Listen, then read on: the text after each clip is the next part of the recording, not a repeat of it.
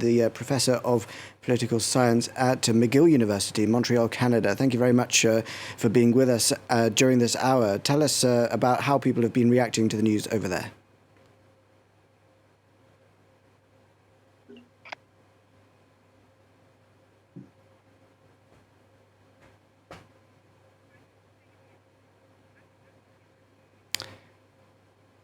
I'm not sure if you heard my question. I was asking how people in Canada have been reacting to the news of the Queen's death. Yes, in terms of the reactions here in Canada, of course, you have the official reactions from the Prime Minister and opposition leaders, and of course, it's a sad day here in Canada because Queen Elizabeth II is also the Queen of Canada. Was the Queen of Canada, and now her son has become the King of Canada. So certainly all the messages of sympathy were sent to Buckingham Palace and to the British people. And so yes, that's really a sad day in Canada, considering that Elizabeth II had been the Queen of Canada for so many years.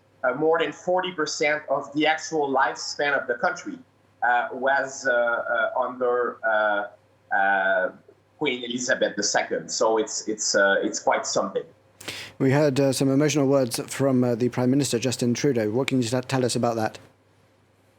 Well, you know, he obviously is touched by because he, of course, met with Elizabeth II on a number of occasions. And so I think that he shared the feelings of many Canadians today, who, you know, most of them have lived their entire life under Elizabeth II.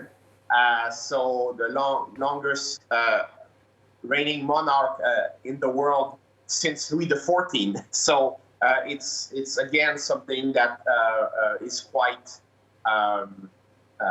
It came as a shock to many people that it happened so suddenly.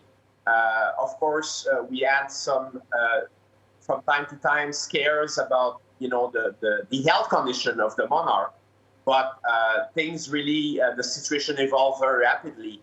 And so when this news came out, of course, there was extensive media coverage here and a lot of activity on social media to pay homage to Elizabeth II. The Queen is head of state in Canada, which many people may find surprising in this day and age. How do people feel about that in reaction to the links with the United Kingdom and the Commonwealth as a whole? She's been a unifying figure for all these decades. Yeah, so, you know, Canada is a constitutional monarchy and became a country in 1867. And so we have strong historical ties with the British monarchy. And yes, so Queen Elizabeth II was the Queen of Canada, and her son is now the King of Canada. It's automatic. So we follow the rules of succession of the United Kingdom. And so this happened today. And really, it's, of course, the monarchy in Canada is not supported by everyone. Here in Quebec, where I live, I would say at least 2/3 of the population would like to get rid of the monarchy. And even outside of Quebec, in other provinces, English-speaking provinces, support for the monarchy has declined somewhat over the years. But there are still a lot of people who are very much attached to the monarchy. And so this is a debate that we'll have later. I think now it's time to, of course, think about what just happened and pay homage to Elizabeth II. But the future of the monarchy, not just in Canada, but in other Commonwealth countries like Australia, is very much at stake. And I think there is, you know, Prince Charles, now King Charles, the third, will have big shoes to fill and a lot of challenges to face in terms of seeing countries like Barbados exiting monarchy and so forth. So, of course, it's a bit early to talk about all of this, but it's certainly something that he will have to address moving forward. If somebody had been living under a rock and not seen the news of the Queen's death over there in Canada, what would they see just walking around? Would there be on state buildings the flags? So has there been a particular outpouring by people in the streets at the embassy and things like this? Yes, it's happening. I mean, again, it happened in the middle of the day here. So I think we'll see more of this moving forward. Of course, we have, in terms of, lowering the flags, there are all sorts of things that we've done today.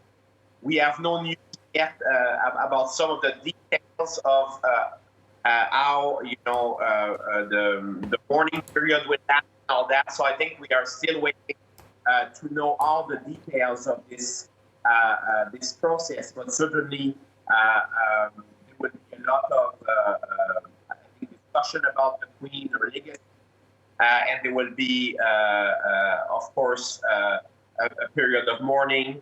And so it was so sudden. So, of course, a lot of the plans have been ready for a long time, but they have not all been made public. So I think we'll probably know within the next 24 hours exactly what to expect. Thank you very much, Daniel Béland, Professor of Political Science at McGill University in Montreal, Canada, for your perspective of the news there.